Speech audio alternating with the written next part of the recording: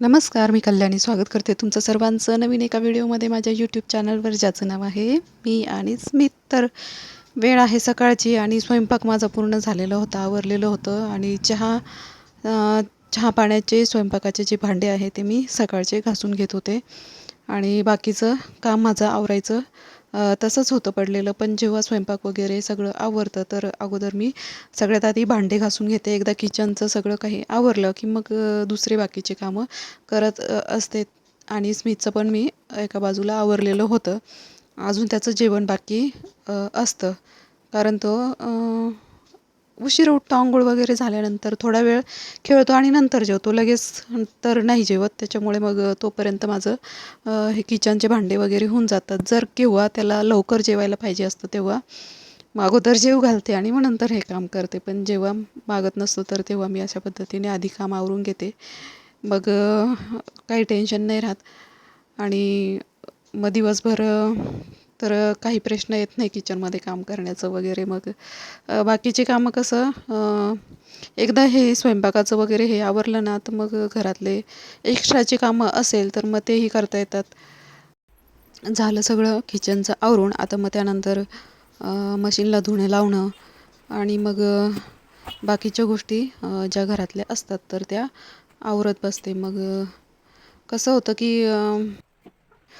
सध्या तरी मी जे डेलीचे जे मेन काम असतं ना तेच करते. वेगळं असं एक्स्ट्रा आवराआवर मी करत नाही सध्या, कारण की मला त्रास होतो आहे आणि हे कामंसुद्धा माझ्याच्याने करणं अशक्य आहे. तरीही मी करते. भरपूर त्रास होतो हे जे काम करत आहे मी. उठणं, बसणं, उभं राहणं, ह्या गोष्टी नाही होत शक्य आता, तरी पण मग कराव्या लागतात. घर झाडता येत नाही, काही नाही. आता मी अशा पद्धतीने बसूनच डाव्या हाताने वगैरे हळूहळू घर झाडण्याचा प्रयत्न करते. कारण घर झाडताना पण मग ते सगळं खुर्च्या वगैरे असतात त्या हलवाव्या लागतात इकडे तिकडे. मग जसं शक्य होईल तसं हळूहळू मी झाडणं वगैरे करत असते. तर असं चाललं आहे, कारण की उभं राहून आणि वाकून झाडायचंच नाही आहे. पुन्हा त्रास होतो. तरी पण नाही म्हटलं तरी वाकणं येतंच थोडंफार तरी. आणि उठायला बसायला गेलं सारखं की मग गुडघ्यांमध्ये चमक निघते. ते पण खूप त्रास होतो. सारखं प्रत्येक गोष्टीला खाली बसायचं आणि उभं राहायचं. तर असं आहे सध्याचा.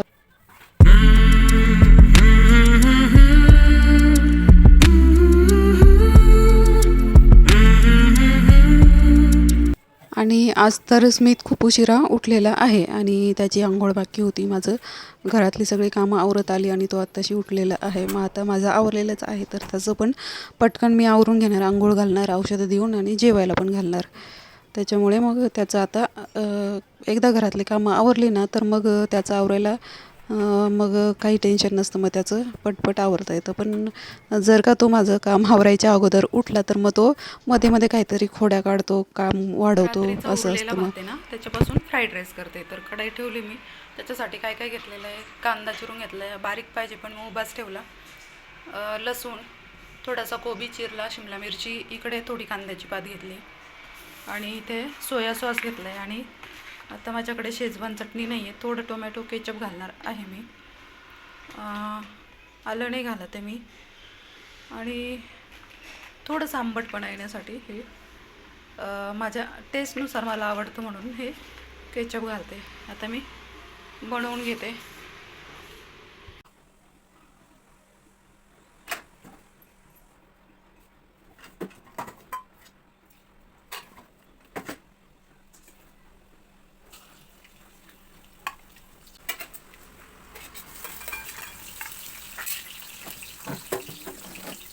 आता मी फ्राईड राईस करते तर मी जिरं कदाचित नाही घातलं जात, पण मला आवडतं जिरं. त्याच्यामुळे मी तेलामध्ये अगोदर जिऱ्याची फोडणी दिली. मग त्यानंतर लसूण आणि कांदा परतण्यासाठी टाकला आणि मग बाकीच्या गोष्टी ज्या मी तुम्हाला दाखवल्या की काय काय मी ठेवलेलं आहे.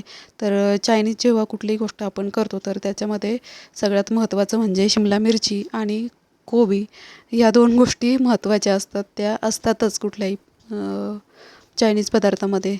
आणि म्हणजे तेव्हाच ती टेस्ट असं वाटतं की आपण चायनीज खातो आहे असं.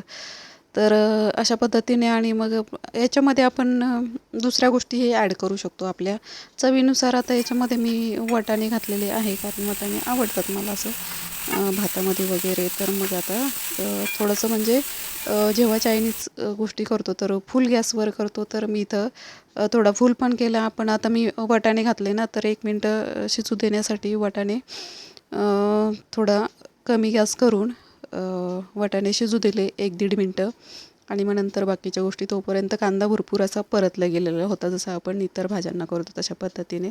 आणि सगळ्यात महत्त्वाचं म्हणजे सोया सॉस आणि शेजवान चटणी नव्हती माझ्याकडे, नाहीतर शेजवान चटणी पण छान याच्यामध्ये घातल्यानंतर छान लागते. आणि ती लागतेच शेजवान चटणी पण. चिली सॉस वगैरे इतर गोष्टी ह्या नव्हत्या माझ्याकडे. आता फक्त सोया सॉसच होता, त्याच्यामुळे मी दुसरं काही घातलेलं नाही. फक्त टोमॅटो केचप थोडंसं घातलेलं आहे, आवडतं मला म्हणून. आणि आंबटपणा येण्यासाठी थोडासा लिंबू घातलेला आहे. तर अशा पद्धतीने मी सगळ्यात शेवटी आता हे पण म्हणजे लिंबू घालण्याच्या अगोदर मी कांद्याची पात पण घालून घेतलेली आहे. आणि चवीनुसार मीठ घालून छानपैकी परतून घ्यायचा आणि झालं तयार फ्राईड राईस. खूप छान लागतो अशा पद्धतीचा. आता मी फ्राईड राईस आणि खिचडी सकाळी केलेली ती पण घेते आहे. मला उपवास नाही आहे, पण उरलेली आहे खिचडी, म्हणून मग घेते. चला तर आता जेवण घेऊ. स्मितला आता खूप जास्त आवडते हे दोन्ही पण. हा झोपेतनं उठला आणि याचा पराक्रम बघा काय आहे. असं फेकायचं असतं का बेटू? मग असं फेकायचं असतं हे काय सगळं? असं खेळायचं? हे इथलं काढलं सगळं. बापरे, पिशव्यान ते उस्तरून ठेवलं. काय म्हणतोय? का? टी व्ही लावून दे. आता टी व्ही लावून दे. दुसरं काही कामच नाही आपल्याला. उठलं का टी व्ही लावून द्या. बस. हा मम्मा. आणि इकडे चल.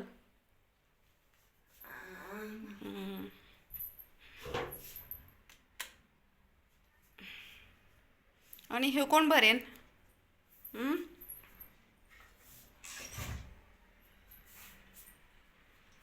इथं सगळे औषधं ठेवलेले सध्या आहे ना. खूप प्रकारचे औषधं झाले स्मितचे. आणि भाजी पण आहे त्याच्यामध्ये. आणि फेकण्यासारखं काही नाही, कारण की एक्सपायरी डेट भरपूर लांबची असते. आणि मग उगाच ते फेकून द्यायचे आणि काही उरलेले औषधं असतात. आणि त्याचे सध्या लोशन 2-3 टाईपचे मलम झालेले आहे, जे अजून काही दिवस लावायचे आहे, ते पण आहे इथे. म्हणजे सगळ्याच टाईपचे औषधं आहे. म्हणजे सर्दी, खोकला, ताप, जुलाब, उलट्या आणि रेग्युलर टॉनिक, काही असे भरपूर औषध आहे. आता इथे टी व्ही लावायचा.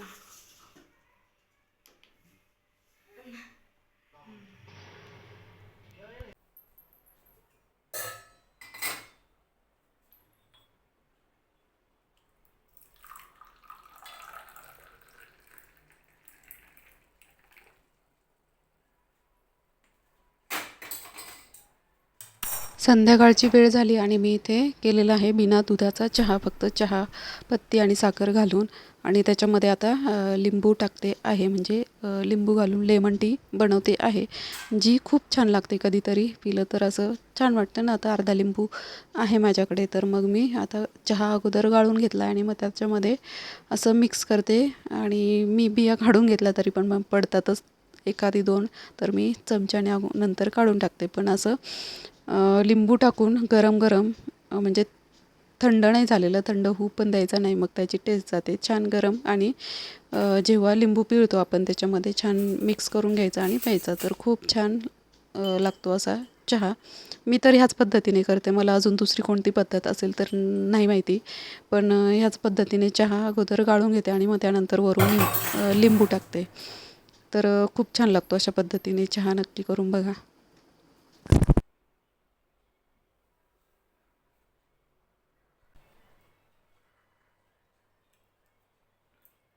मस्त, एकदम छान लेमन टी, घरच्या घरी मस्त लागते. चहा पिऊन झाला आणि लागले स्वयंपाकाला. आजचा स्वयंपाक होता वरण भात, भाजी न करता आळूच्या वड्या आणि आमरस अशा पद्धतीने आजचा स्वयंपाक करायचा होता. तर आता हे जे आळूची पानं आहे ना, तर हे भरपूर असे मोठे मोठे होते. त्याच्यामुळे मग त्याचं जे काय म्हणतात त्याला दांडी होती, तर ती खूपच जास्त जाड होती. तर त्याच्यामुळे अशा पद्धतीने मला काढून घ्यावं लागतं आहे. नाहीतर ज्या कोवळे असतात पानं त्याची काढायची इतकी काही गरज नसते. आणि हे जास्त निब्बर म्हणता येईल ना, निब्बर होतं. त्याच्यामुळे मग मला अशा पद्धतीने काढावे लागत आहेत. आणि मग त्याच्यामुळे मग पानं लवकर शिजतात आणि चांगले लागतात. तर हे जेव्हा असं काढते ना, तेव्हा नेहमी पानं फाटतात माझ्याकडनं, का माहीत नाही. आणि किती हळूहळू केलं तरी पण ते फाटतातच. फाटल्यानंतर मग ते व्यवस्थित पीठ वगैरे लावण्यासाठी मग ते हे होतं ना, व्यवस्थित बांधता येत नाही ते पानं, त्याचा रोल करता येत नाही, फाटतात पीठ लावायला वगैरे. तर असंच होतं प्रत्येक वेळेला. भरपूर मी हळूहळू काढते. याच्यात तुम्हाला फास्ट दिसतं आहे, पण मी हळूहळू भरपूर केलेलं आहे हे. आणि तरीही भरपूर अशी पानं फाटलेलीच आहे. जेवढे जाड जाड दिसत आहे तेवढं मी काढण्याचा प्रयत्न केला. आणि बाकी नंतर मी पोळपाटवर घेऊन असं लाटण्याने ज्या त्याच्या दांड्या आहेत ज्या जाड, तर मी लाटण्याने त्या दाबून घेते आहे असं त्याच्यावरनं प्रेस करून. मग त्याच्यामुळे मग त्या पूर्ण प्लेन होऊन जातात. आणि मग पानं पण त्याला पीठ लावण्यासाठी पण खूप छान पूर्ण एकसारखे पानं होतात. आणि रोल पण खूप छान करता येतो. तर मी प्रत्येक वेळेला असं नाही करत, पण ह्या वेळेला ह्या पानांना खूपच जास्त दाट म्हणजे जाड होतं ते देठ. आणि ते त्याच्यामुळं मग मी छान असं पोळपाटवर लाटण्याने ते असं प्लेन करून घेते. आणि त्याच्यामुळे काय झालं की हे पूर्ण प्लेन पान झाल्यामुळे खूप छान त्याच्यावरती पीठ बसलं आणि खूप छान रोल पण करता आला. आता मी पीठ घेतलेलं आहे त्याच्यासाठी लावण्यासाठी. अगोदर बेसन पीठ, त्याच्यामध्ये थोडा हिंग घातलेला आहे, हळद घातलेली आहे, लाल तिखट चवी आपल्याला पाहिजे त्याप्रमाणे तिखट पाहिजे तसं मीठ घातलेलं आहे, थोडासा लिंबू त्याच्यामध्ये घालते आहे आणि थोडं मी गूळ पण घातलेलं आहे. आणि हे सगळं मिक्स करून म्हणजे आपल्याला पानांवर लावायचं आहे त्या पद्धतीने. पानं थोडेसे ओलेच असतात, त्याच्यामुळे थोडंसं असं पण भाज्यांना करतो त्याच्यापेक्षा थोडंसं मी घट्टसर असं भिजवणार आहे हे पीठ. आणि मग सगळ्या पानांना व्यवस्थित एकावर एक असं लावून घेणार.